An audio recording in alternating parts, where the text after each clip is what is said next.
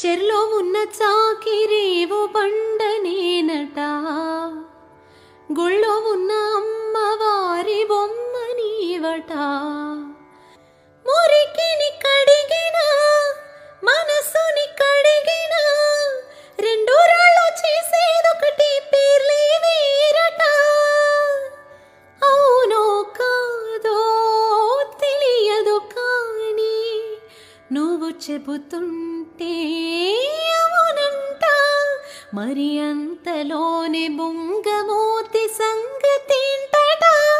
నాకు తెలుసా మంచి చెట్ట, నువ్వు చెబితే నేర్చుకుంటా. నేను నమ్మినా